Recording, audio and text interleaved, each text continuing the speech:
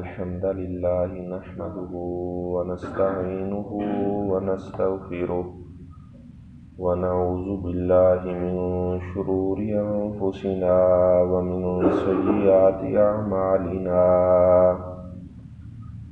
من يهده الله فلا مضل له ومن يضلل فلا هادي له وأشهد أن لا إله إلا الله وحده لا شريك له ونشهد أن محمدا عبده ورسوله أما بعد فإن خير الحديث كتاب الله وخير الهدي هدي محمد صلى الله عليه وسلم وشر الأمور محدثاتها وكل محدثة بدعة وكل بدعة ضلالة وكل ضلالة في النار أما بعد فأعوذ بالله من الشيطان الرجيم بسم الله الرحمن الرحيم يا أيها الذين آمنوا اتقوا الله حق تقاته ولا تموتن إلا وأنتم مسلمون يا أيها الناس اتقوا ربكم الذي خلقكم من نفس واحدة وخلق منها زوجها وبث منهما رجالا كثيرا ونساء واتقوا الله الذي تساءلون به والأرحام إن الله كان عليكم رقيبا يا أيها الذين آمنوا اتقوا الله وقولوا قولا سديدا يصلح لكم أعمالكم ويغفر لكم ذنوبكم ومن يطع الله ورسوله فقد فاز فوزا عظيما اللهم صل على محمد وعلى آل محمد كما صليت على إبراهيم وعلى آل إبراهيم إنك حميد مجيد اللهم بارك على محمد وعلى آل محمد كما باركت على إبراهيم وعلى آل إبراهيم إنك حميد مجيد لا إيمان لمن لا أمانة له ولا دين لمن لا عهد له قال الله سبحانه وتعالى في كلامه المجيد إذ قالت امرأة عمران رب إني نذرت لك ما في بطني محررا فتقبل مني إنك أنت السميع العليم فلما وضعتها قالت رب إني وضعتها أنثى والله أعلم بما وضعت وليس الذكر كالأنثى وإني سميتها مريم وإني أعيذها بك وذريتها من الشيطان الرجيم فتقبلها ربها بقبول حسن وأنبتها نباتا حسنا وكفلها زكريا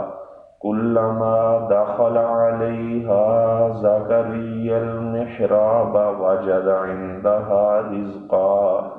قال يا مريم أنى لك هذا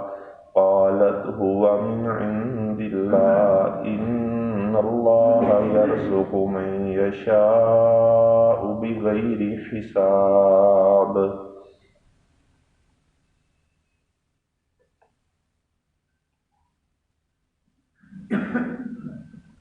آج 22 دسمبر ہے۔ جب 25 دسمبر آتی ہے تو نصارہ کے ہاں اس کو عید کا نام دیا جاتا ہے۔ وہ کہتے ہیں کہ اللہ تعالیٰ کے ہاں بیٹا پیدا ہوا ہے تو ہم اس دن خوشی مناتے ہیں، تو ہمارے لیے یہ تہوار کا دن ہے۔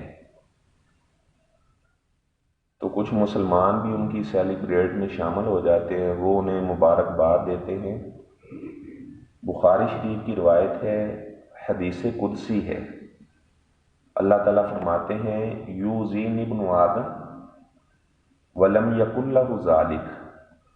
آدم کا بیٹا مجھے ایذا دیتا ہے حالانکہ اس کو یہ زیب نہیں دیتا تھا کہ اپنے رب کو وہ ایذا دیتا۔ تو اب اللہ تعالیٰ کو ایذا دینے کا کیا مطلب ہے، اللہ تعالیٰ کو اذیت دینے کا کیا مطلب ہے؟ اللہ تعالیٰ فرماتے ہیں فَقَوْلُهُ إِنَّ لِي وَلَدًا، آدم کے بیٹے کا یہ کہنا ہے کہ اللہ تعالیٰ کی اولاد ہے، تو گویا کہ وہ مجھے اذیت دیتا ہے، مجھے گالی دیتا ہے۔ تو حالانکہ میری مخلوق ہو کر مجھے گالیاں دینا یہ زیب نہیں دیتا تھا، تو اللہ کو گالی دینے کا یہ مطلب ہے، اللہ کو ایذا دینے کا یہ مطلب ہے کہ اللہ کے لیے اولاد کا دعویٰ کرنا کہ اللہ تعالیٰ کی اولاد ہے۔ تو آپ صلی اللہ علیہ وسلم کا فرمان ہے ما من احد اصبر علی اذن یسمع من اللہ، اللہ تعالیٰ سے بڑھ کر کوئی بھی صبر کرنے والا نہیں ہے۔ لوگ اللہ تعالیٰ کو اذیت دیتے ہیں، اللہ تعالیٰ کو ایذا دیتے ہیں، اللہ تعالیٰ کو گالیاں دیتے ہیں، اس کے باوجود اللہ تعالیٰ یعافیہم، ان کو صحت بھی دیتا ہے، ویرزقہم، اور اللہ تعالیٰ انہیں وافر رزق بھی دیتا ہے۔ آپ نے فرمایا یدعون لہ الولدا، لوگ اللہ تعالیٰ کے لیے اولاد کا دعویٰ کرتے ہیں، یہ گویا کہ اللہ تعالیٰ کو اذیت دینا ہے، اور اللہ تبارک و تعالیٰ کو یہ گالیاں دینے کے مترادف ہے۔ یہ بخاری شریف کی روایت ہے۔ ایک روایت میں یہ کہ آدم کا بیٹا مجھے ایذا دیتا ہے، یسب الدہر، وہ زمانے کو برا بھلا کہتا ہے، وَأَنَا الدَّهْرُ، اللہ تعالیٰ فرماتے ہیں زمانے کو چلانے والا تو میں اللہ ہوں۔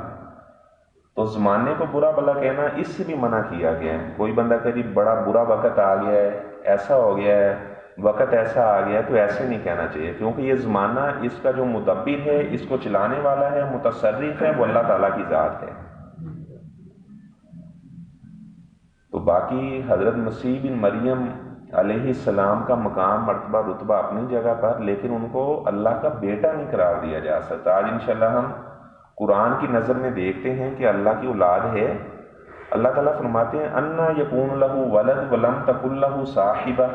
اللہ تعالیٰ کی اولاد کیسی ہوگی؟ اللہ تعالیٰ کی تو بیوی نہیں ہے۔ لم یلد ولم یولد، اس نے نہ کسی کو جنم دیا ہے اور نہ وہ کسی سے جنم دیا گیا ہے۔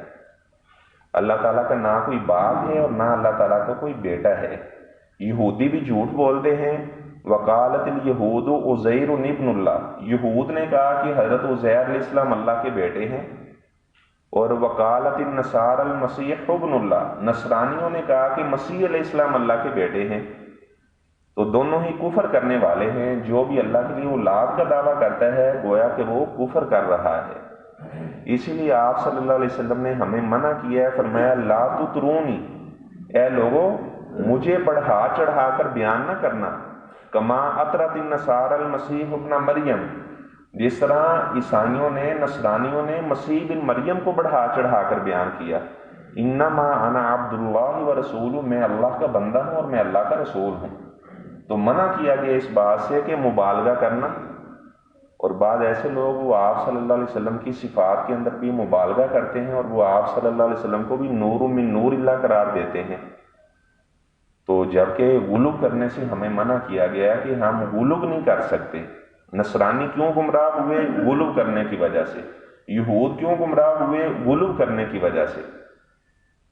اولیاء کا مقام اولیاء کا مقام ہے، انبیاء کا مقام انبیاء کا مقام ہے۔ انبیاء کو اللہ کا رتبہ نہیں دیا جا سکتا، کسی اللہ کے ولی کو کسی پیغمبر کا رتبہ نہیں دیا جا سکتا۔ تو حضرت مریم علیہ السلام کی جو پیدائش ہوئی، حالانکہ حضرت مسیح بن مریم علیہ السلام کا جس طرح قرآن نے ذکر کیا ہے ان کی ولادت کا قصہ، سیم ٹو سیم انجیل کے اندر بھی یہی قصہ انہی الفاظ کے ساتھ، یعنی تورات انجیل چونکہ عبرانی زبان میں تھی لیکن لفظ بدلے ہوئے ہیں، اس کا معنی مفہوم سیم ٹو سیم یہی ہے جس طرح قرآن نے حضرت مسیح علیہ السلام کی ولادت کا ذکر کیا ہے۔ تو ان کی والدہ کی جو ولادت ہوئی حضرت مریم علیہ السلام کی، اللہ تعالیٰ فرماتے ہیں جب عمران کی بیوی نے نظر مانی، ان کی بیوی کا نام حنا تھا، حضرت مریم کی والدہ کا نام حنا تھا، اور دمشق کے اندر ان کی قبر ہے بعض بنو اسرائیلی روایات کے مطابق۔ تو فرمایا کہ جب عمران کی بیوی نے نظر مانی کہ یا اللہ جو میرے پیٹ کے اندر بچہ ہے اس کو میں تیرے گھر کے لیے وقف کر دوں گی، فتقبل، یا اللہ اس کو مجھ سے قبول کرنا۔ تو نظر ماننا اللہ تعالیٰ کے لیے نظر مانی جا سکتی ہے، لیکن جو اللہ تعالیٰ نے لکھا ہوتا ہے ہونا وہی ہوتا ہے، نظر کی وجہ سے تقدیر نہیں بدلتی۔ کوئی بندہ یہ کہ جی میں نے نظر مانی تھی تو میرا کام اس وجہ سے ہو گیا، ایسا نہیں ہوتا۔ جو اللہ تعالیٰ نے لکھا ہوا ہے اسی طرح ہی ہونا ہوتا ہے۔ انما یستخرج بہ من مال البخیل، نظر کے ذریعے سے بخیل بندے کا مال نکالا جاتا ہے۔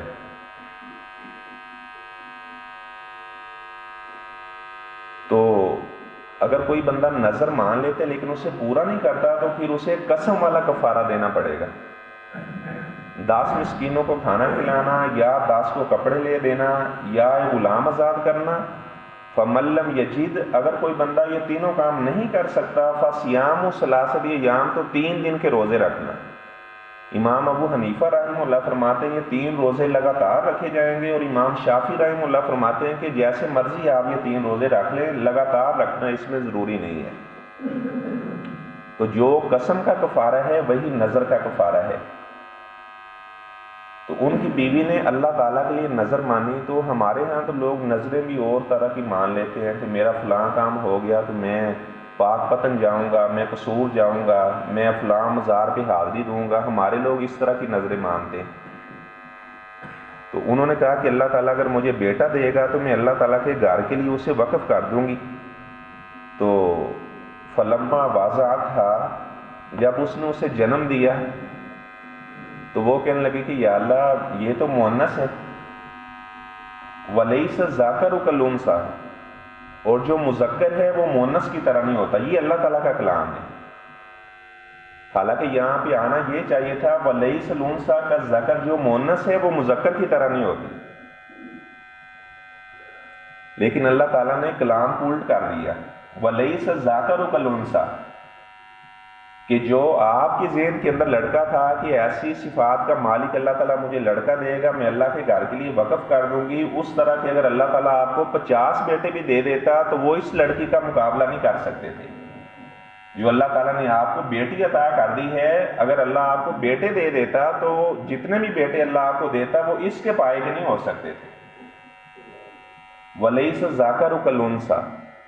اور وہ کہنے لگی وَإِنِّي سَمَّيْتُهَا مریم، میں نے اس کا نام مریم رکھا ہے۔ تو پتہ چلا کہ جیسے ہی بچے کی ولادت ہو تو متصل اس کا نام بھی رکھا جا سکتا ہے، 7ویں دن انتظار کرنا ضروری نہیں ہوتا۔ جس طرح آپ صلی اللہ علیہ وسلم کو اللہ تعالیٰ نے ماریہ قبطیہ کے بطن سے بیٹا دیا تو آپ نے فرمایا کہ سمیتہ ابراہیم، میں نے اس کا نام ابراہیم رکھا ہے، بیٹے کی ولادت کے ساتھ ہی اس کے نام کا بھی اعلان کر دیا۔ تو اگر 7ویں دن نام رکھا جائے تو یہ بھی درست ہے، اس کا عقیقہ کرنا، اس طرح اس کا اپنا سر منڈوانا، اور جو بال ہوں تو اس کے وزن کے برابر چاندی صدقہ کرنا، یہ آپ صلی اللہ علیہ وسلم کی سنت ہے۔ 7ویں دن عقیقہ کرنا، لڑکا ہے تو 2 جانور اس کی طرف سے ذبح کیے جائیں گے، اور اس میں قربانی والی شرائط کا پایا جانا ضروری نہیں ہے۔ اگر لڑکی ہے تو اس کی طرف سے 1 جانور ذبح کیا جائے گا، ذکران کان او انثیٰ، چاہے وہ مذکر نر ذبح کر دیں یا مادہ ذبح کر دیں تو کوئی اس میں بھی قید نہیں ہے۔ حضرت عائشہ رضی اللہ تعالیٰ عنہ کا بھتیجا پیدا ہوا عبد الرحمن بن ابی بکر کا بیٹا، تو لوگ کہنے لگے کہ ہم تو اونٹ ذبح کریں گے، تو وہ فرمانے لگے نہیں، آپ صلی اللہ علیہ وسلم کی سنت کو نہیں چھوڑا جا سکتا۔ آپ صلی اللہ علیہ وسلم نے حسن حسین کی جانب سے 2 مینڈے ذبح کیے تھے، تو لہٰذا ہم اونٹ نہیں ذبح کریں گے، آپ کی سنت جو ہے اسی پر ہی عمل کیا جائے گا۔ تو تو اللہ تبارک و تعالیٰ نے ان کو بیٹی عطا کر دی، تو وہ فرمانے لگی کہ انی اعیذھا بک و ذریتھا من الشیطان الرجیم، یا اللہ میں اس بچی کو اور اس کی اولاد کو میں تیری پناہ دیتی ہوں۔ تو اللہ تعالیٰ کی پناہ ساری پناہوں سے بڑی ہوتی ہے۔ قل من بیدہ ملکوت کل شیء، فرمایا کہ ہر قسم کی بادشاہت اللہ کے ہاتھ میں ہے، اور اللہ تعالیٰ ہی پناہ دینے والا ہے۔ اللہ تعالیٰ کے علاوہ کسی اور جگہ پر پناہ حاصل نہیں کی جا سکتی، اور نہ ہی کوئی پناہ دے سکتا ہے۔ جسے اللہ تعالیٰ پروٹیکشن دیتا ہے اسے ہی اللہ تعالیٰ کی طرف سے تحفظ ملتا ہے۔ ادروائز لوگوں نے بڑے گن مین بھی رکھے ہوتے ہیں، لیکن اس کے باوجود بھی مخالفین انہیں مار دیتے ہیں،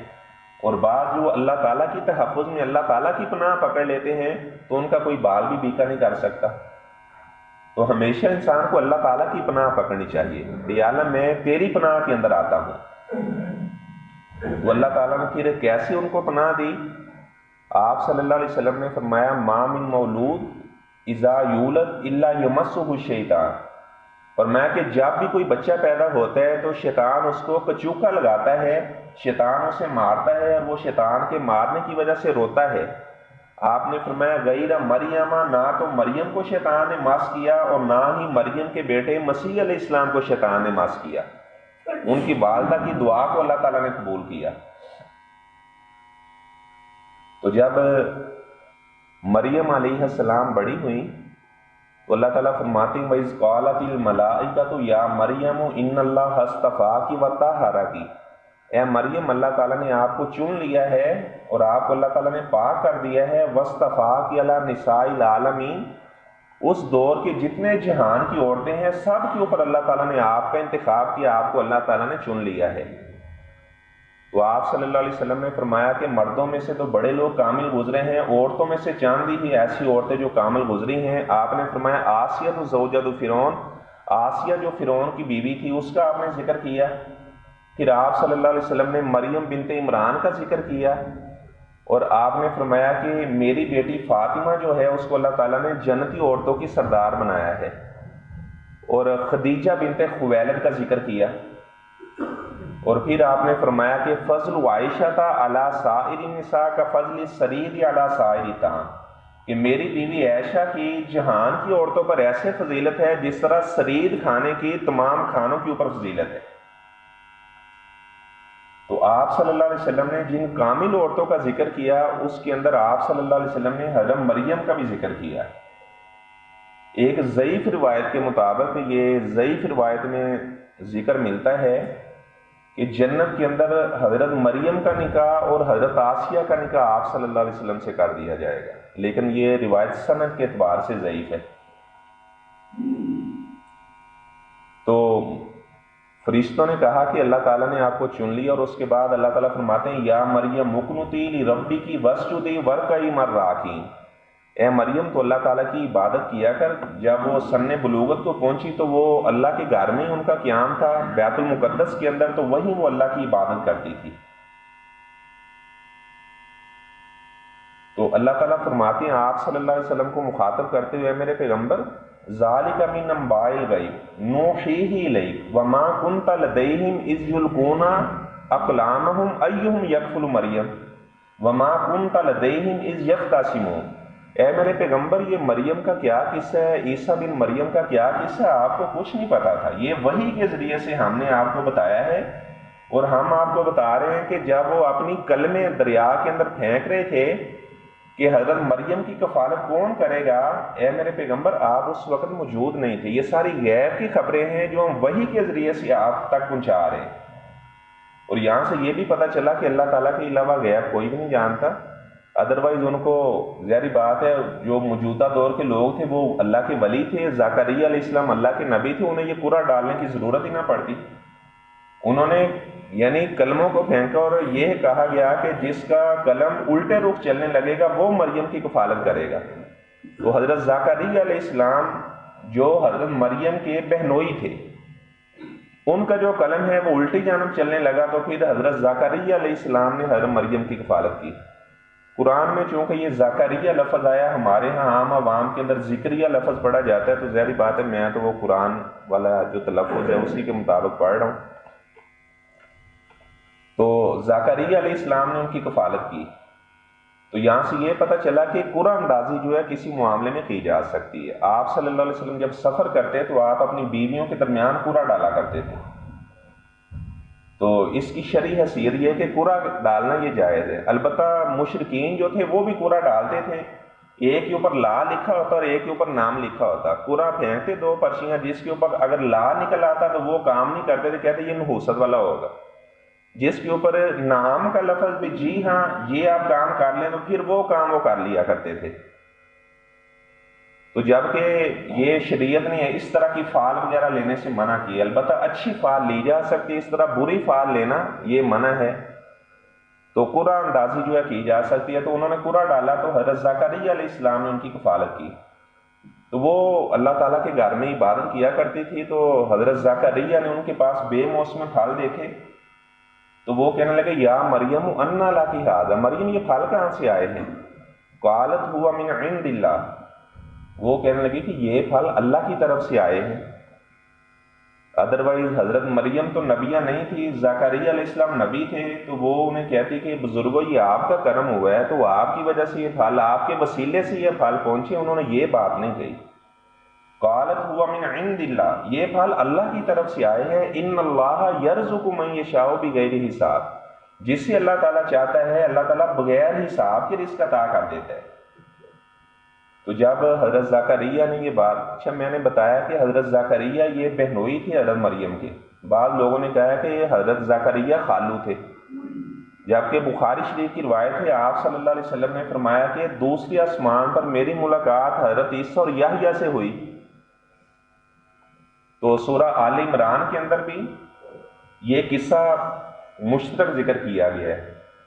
کیونکہ حضرت زکریا علیہ السلام کو بڑھاپے کی عمر کے اندر اللہ تعالیٰ نے بیٹا یحییٰ دیا، اور عیسیٰ علیہ السلام کی ولادت تو اس سے بھی عجیب طریقے سے ہوئی، بغیر باپ کے اللہ تعالیٰ نے حضرت مسیح علیہ السلام کو پیدا کیا۔ تو سورہ مریم کے اندر پہلے حضرت زکریا کا قصہ آیا ہے، اس کے بعد پھر حضرت مریم کا قصہ آیا ہے۔ تو آپ صلی اللہ علیہ وسلم نے فرمایا کہ دوسرے آسمان پر میری ملاقات حضرت عیسیٰ علیہ السلام اور حضرت یحییٰ سے ہوئی، ہما ابن خالتن، آپ نے فرمایا کہ دونوں آپس میں خالہ زاد بھائی تھے۔ یہ بخاری شریف کی روایت ہے، اور جس میں یہ ہے کہ وہ ان کے خالو تھے، وہ بنو اسرائیلی روایات ہیں، وہ اتھینٹک باتیں نہیں ہیں، اور یہ بخاری شریف کی روایت کے مطابق آپ نے حضرت عیسیٰ اور یحییٰ کو آپس میں خالہ زاد بھائی قرار دیا ہے۔ تو مریم علیہ السلام کے پاس جب انہوں نے بے موسم پھل دیکھے تو ان کے ذہن میں پھر یہ خیال آیا کہ جو اللہ تعالیٰ مریم کو بے موسم پھل کھلا سکتا ہے وہ بڑھاپے میں مجھے اولاد کیوں نہیں دے سکتا؟ تو اللہ تبارک و تعالیٰ سے انہوں نے ندان خفیہ ایسے ایسے اللہ تعالیٰ سے دعا کرنے لگے بھی اگر کسی نے سن لیا تو لوگ باتیں کریں گے اس بزرگ کو کیا ہو گیا۔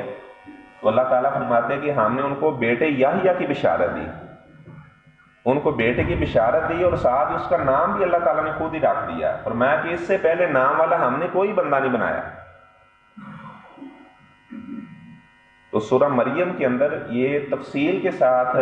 ذکر موجود ہے حضرت مریم علیہ السلام کے ہاں حضرت عیسیٰ کی ولادت کا۔ اللہ تعالیٰ فرماتے ہیں وَاذْكُرْ فِي الْكِتَابِ مریم، لوگوں کو حضرت مریم کا قصہ پڑھ کر سنائیں۔ اِذِ انتَبَذَتْ مِنْ أَهْلِهَا مَكَانًا شَرْقِيًّا، جب وہ مشرقی جانب بیٹھا کرتی تھی۔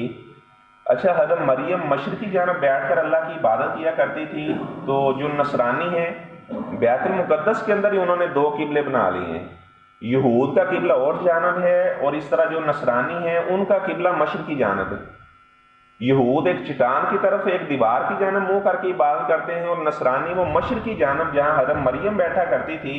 وہ اس طرح منہ کر کے عبادت کرتے ہیں۔ تو اللہ تعالیٰ فرماتے ہیں میرے پیغمبر یہ آپ کے قبلے کی کیا پیروی کریں گے؟ وَمَا أَنْتَ بِتَابِعٍ، آپ ان کے قبلے کی نہیں پیروی کریں گے۔ وَمَا بَعْضُهُمْ بِتَابِعٍ قِبْلَةَ بَعْضٍ، یہ تو ان کا آپس کے اندر ایک قبلے پر اتفاق نہیں ہے، تو یہ آپ کے قبلے بیت اللہ کی جانب کیسے منہ کر کے نماز پڑھیں گے؟ حالانکہ مسجد ایک ہی ہے، اسی کے اندر انہوں نے یہود و نصارہ نے دو قبلے بنا لیے۔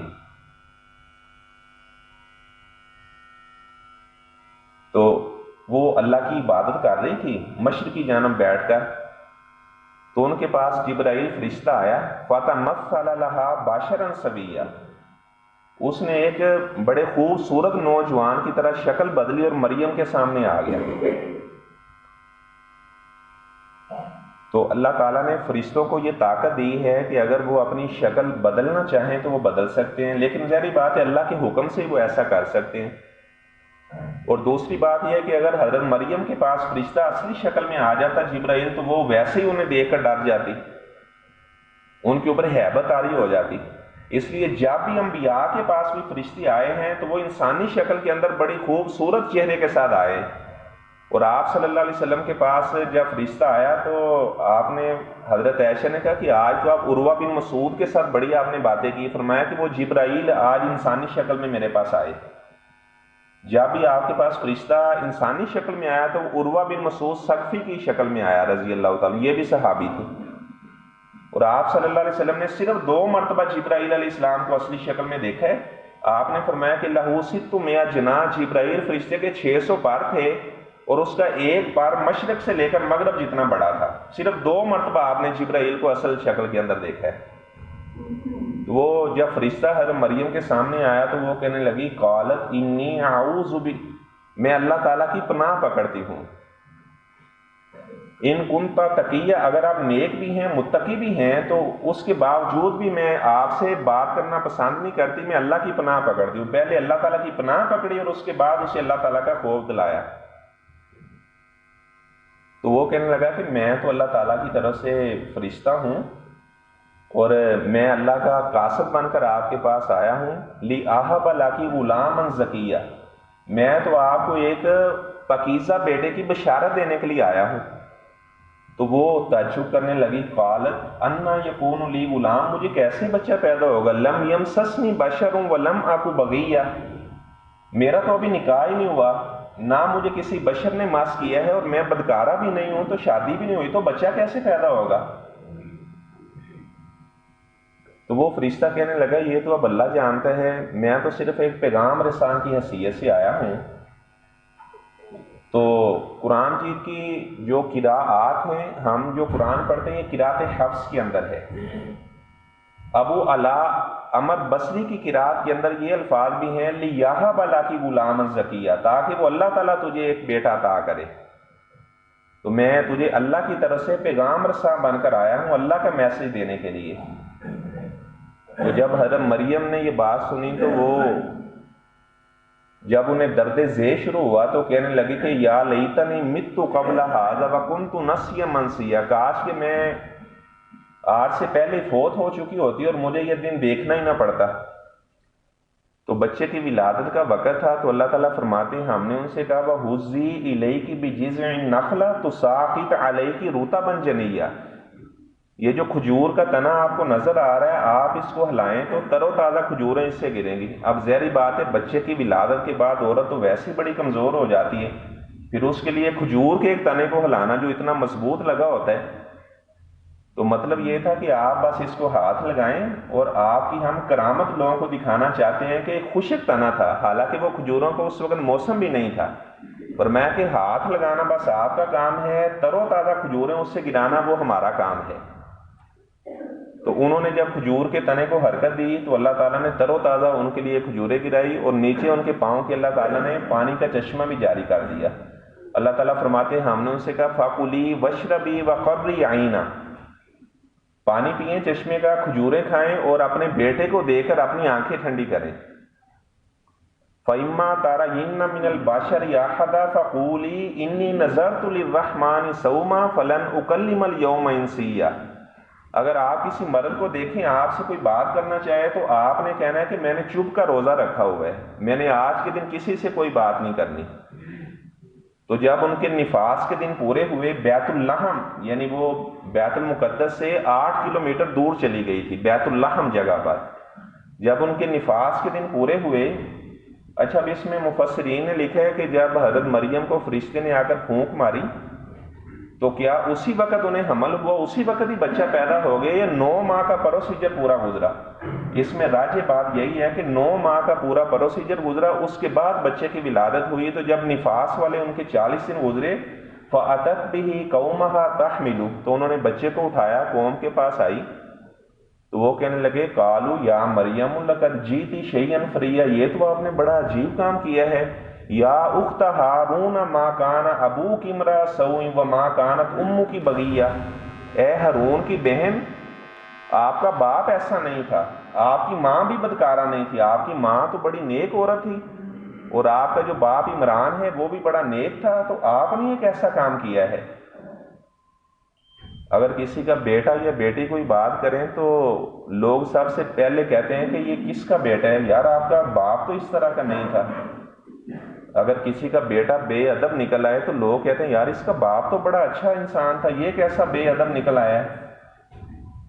اس کی ماں تو بڑی نیک تھی، تو یہ کیسی بیٹی پیدا ہوگی ان کے گھر جس نے اپنے ماں باپ کے منہ پر کالک مال دی ہے۔ تو ہمارے بچے اور بچیاں اگر یونیورسٹی جاتے ہیں تو ہمیں ساتھ ان کو شعور بھی دینا چاہیے کہ اس میں یونیورسٹی میں جانے کا کیا کرائیٹیریا، آپ نے کس انداز سے وہاں پر جانا ہے۔ تو یہ نہ ہو کہ ہم کہیں گے ٹھیک ہے وہ بچی ڈرائیور کے ساتھ جا رہی ہے آ رہی ہے، ہم ذرا بھی پرواہ نہ کریں، تو اسلام اس طرح کی کھلی اجازت نہیں دیتا۔ ہم کہتے ہیں ہمیں بچوں پر بڑا یقین ہے، تو آپ صلی اللہ علیہ وسلم نے تو بے شمار حدود و قیود کو بیان کیا ہے۔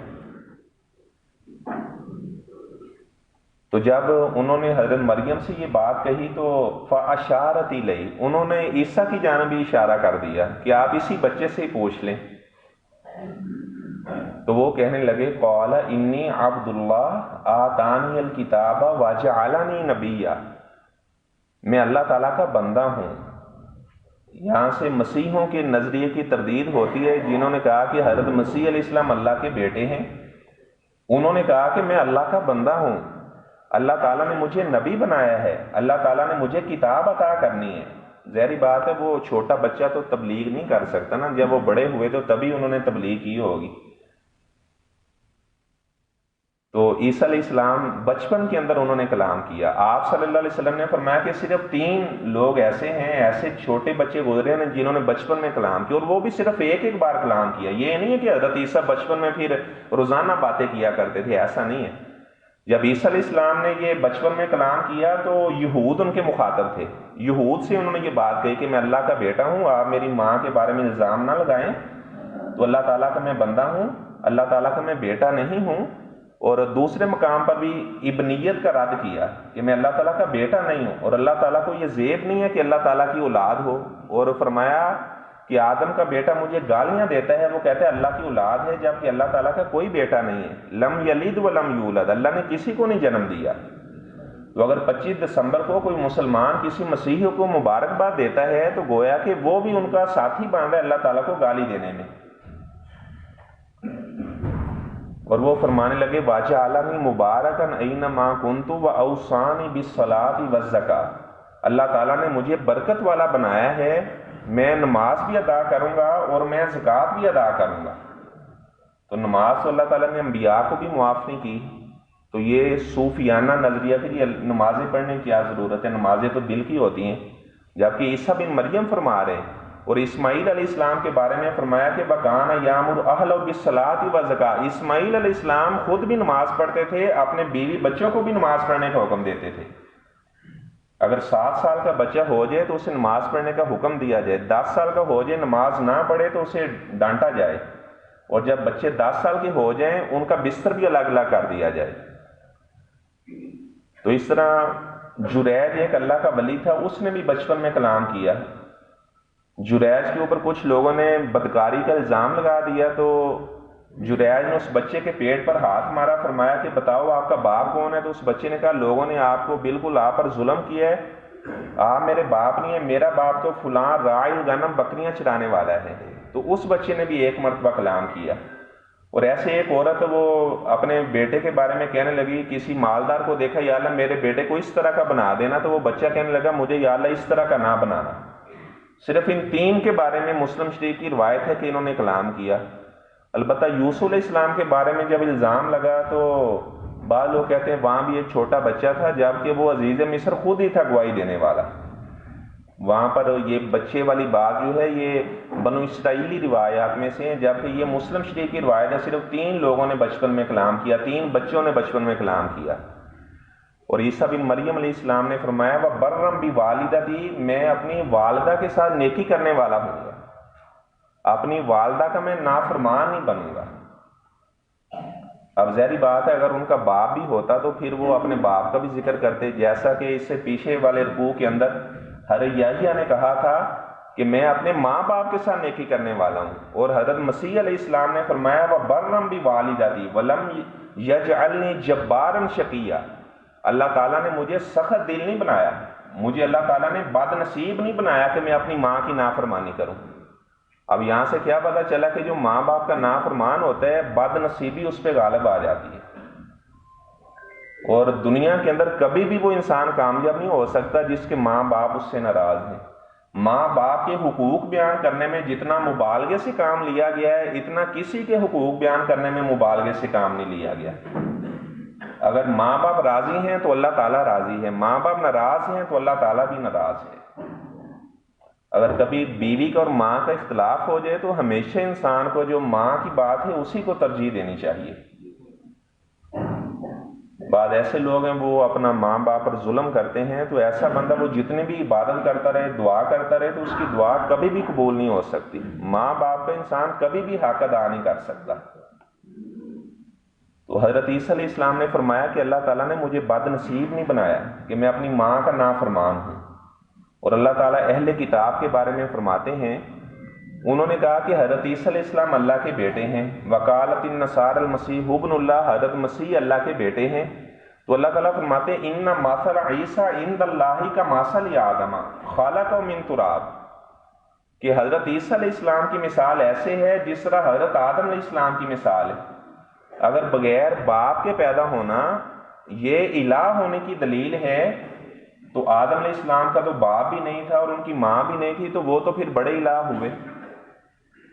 عیسیٰ علیہ السلام کا تو صرف باپ نہیں تھا، بغیر باپ کے اللہ نے ان کو پیدا کیا، تو حضرت آدم کو بغیر ماں باپ کے اللہ تعالیٰ نے پیدا کیا، تو ان کو پھر بڑا الہ ہونا چاہیے۔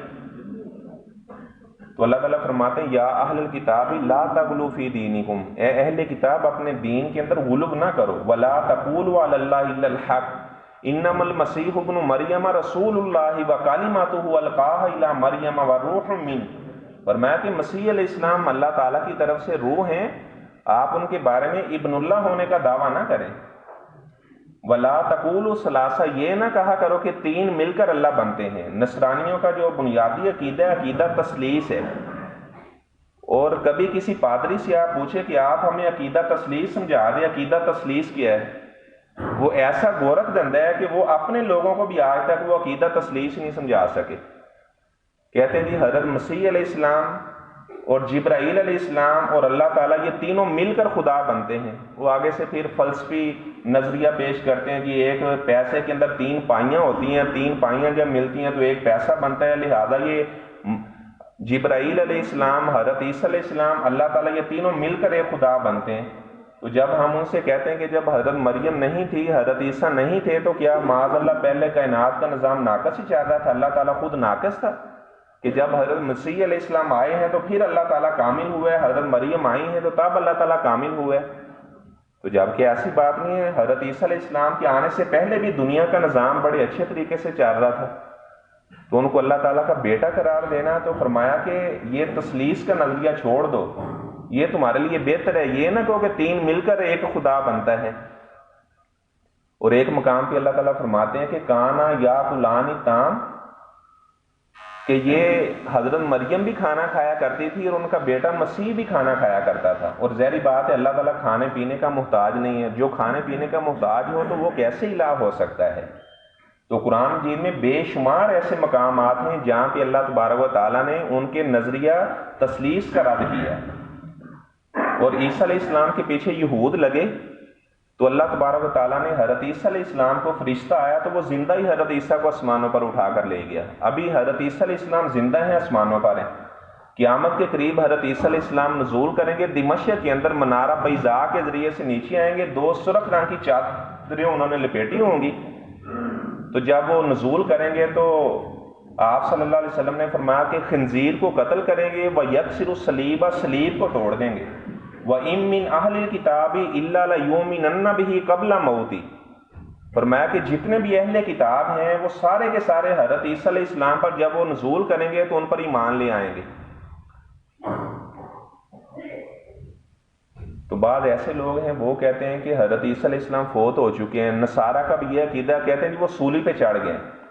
اب اگر کوئی آدم کا بیٹا گناہ کرتا ہے تو اس کا گناہ اسے ضرر نہیں پہنچاتا، کیونکہ حضرت عیسیٰ علیہ السلام نے سولی پر چڑھ کر تمام کی تمام انسانیت کا کفارہ ادا کر دیا۔ وہ کہتے ہیں حضرت آدم علیہ السلام کی توبہ، جو انہوں سے درخت کے قریب چلے گئے، یونس علیہ السلام اللہ کی اجازت کے بغیر چلے گئے، یہ سارے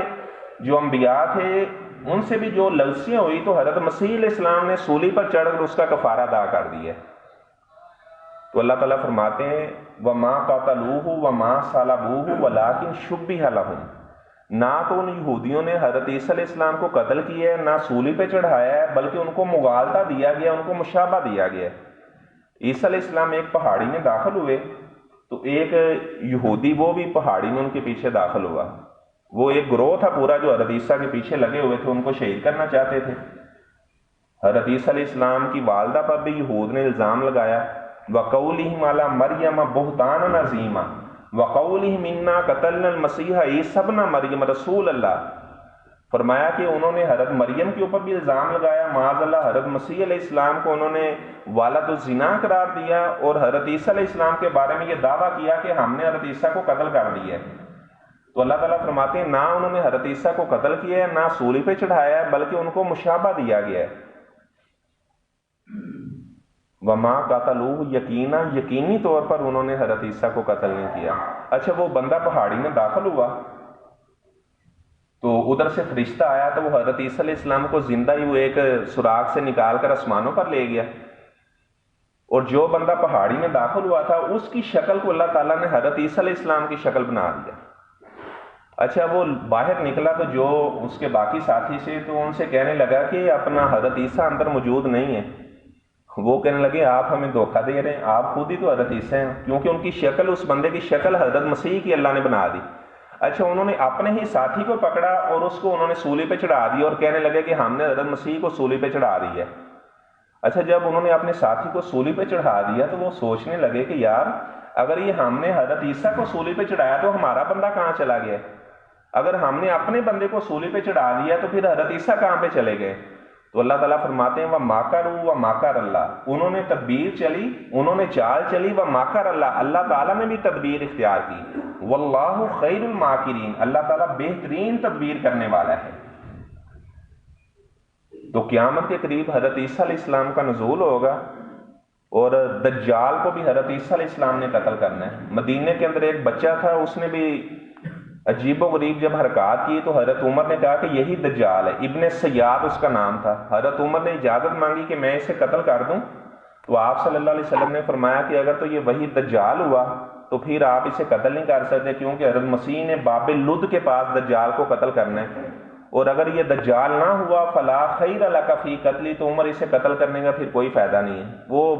کبھی انشاءاللہ جمعہ پڑھایا تو ابن سیاد کا قصہ سناؤں گا، اس نے بھی اسی طرح دجال کی طرح عجیب و غریب حرکتیں کی۔ تو دجال کو کسی جزیرے کے اندر باندھا گیا ہے، قیامت کے قریب وہ آئے گا تو 40 وہ رہے گا۔ آپ نے 40 مہینوں کا یا 40 سالوں کا یہ ذکر نہیں کیا۔ البتہ حضرت عیسیٰ علیہ السلام دجال کو قتل کریں گے، اور آپ صلی اللہ علیہ وسلم نے فرمایا کہ میں نے خواب میں دیکھا کہ عیسیٰ علیہ السلام جو ہیں ان کا رنگ سرخ تھا، ایسے لگ رہے تھے جس طرح وہ حمام سے نکل کر آئیں اور نہا کر آئیں، سرخ ان کا چہرہ تھا،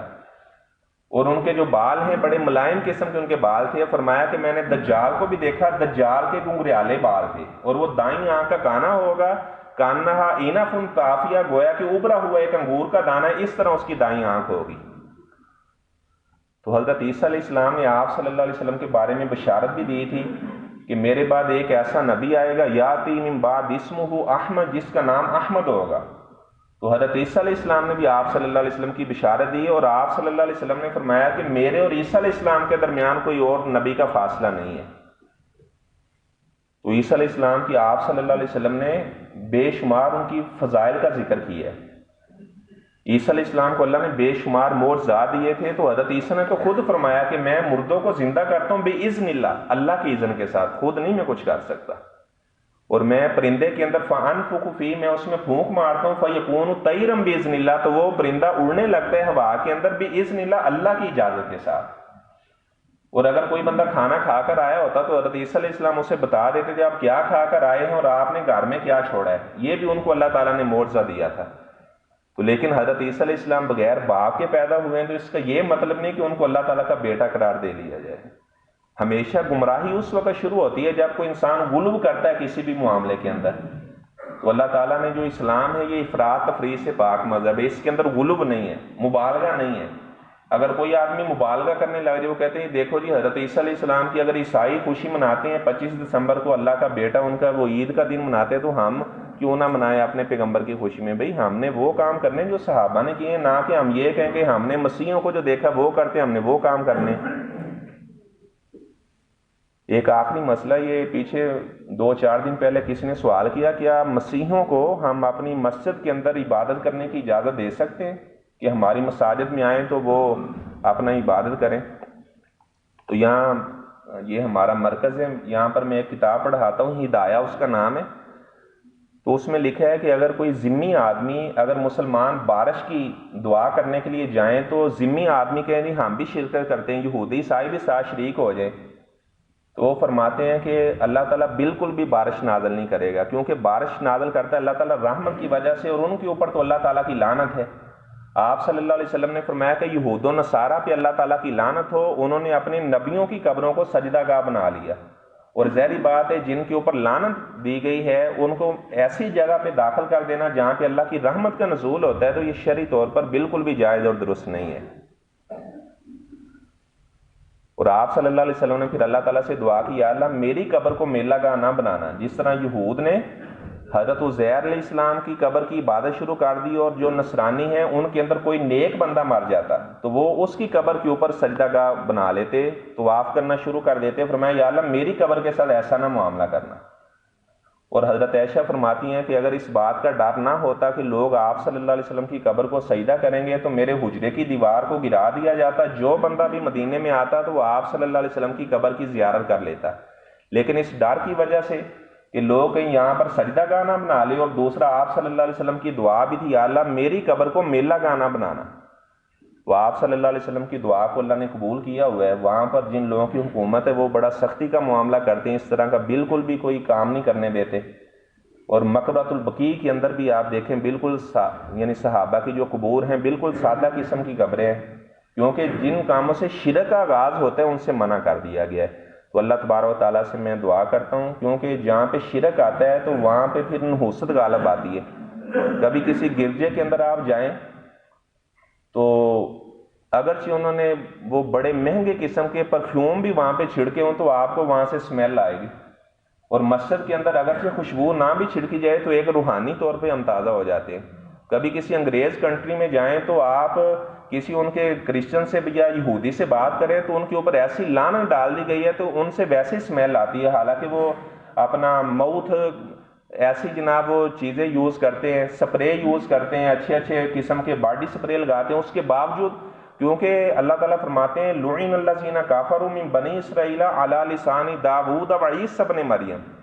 کہ یہود کے اوپر داؤد علیہ السلام نے بھی لعنت کی، اور اس طرح حضرت مسیح علیہ السلام نے بھی ان کے اوپر لعنت کی۔ اور جو ایسے نصرانی ہیں یہ بھی ظاہری بات ہے شرک کرنے والے ہیں، اور اللہ تعالیٰ کی اولاد حضرت عیسیٰ کو اللہ کا بیٹا قرار دینے والے ہیں، شرک کرنے والے ہیں،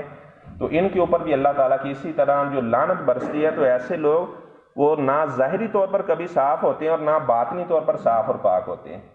البتہ اہل کتاب کی عورتوں سے نکاح کرنے کی مسلمان کو اجازت ہے اگر وہ کرنا چاہے، لیکن اپنی بہن یا بیٹی کا رشتہ انہیں نہیں دے سکتا، ان سے رشتہ لے سکتا ہے ان کی جو پاک دامن عورتیں ہیں، لیکن اس کے بعد اللہ تعالیٰ فرماتے ہیں وَمَن يَكْفُرْ بِالْإِيمَانِ، اگر کسی آدمی نے ان کی لڑکی سے نکاح کر لیا اور اس کے بعد خود بھی کافر بن جاتا ہے فَقَدْ حَبِطَ عَمَلُهُ، اس کے ساری زندگی کے عمل ضائع ہو جائیں گے، وَهُوَ فِي الْآخِرَةِ مِنَ الْخَاسِرِينَ، اور آخرت کے اندر بھی ایسا انسان بڑا خسارہ پانے والا ہوگا۔ آپ نے فرمایا کہ اگر کوئی یہودی یا عیسائی مجھ پر ایمان لے آتا ہے، کوئی عمل کرتا ہے تو اللہ تعالیٰ اسے دگنا اجر عطا کرتے ہیں۔ مثلا کوئی یہودی یا عیسائی مسلمان ہوا ہے، نماز پڑھے گا تو اسے 54 نمازوں کا اجر ملے گا،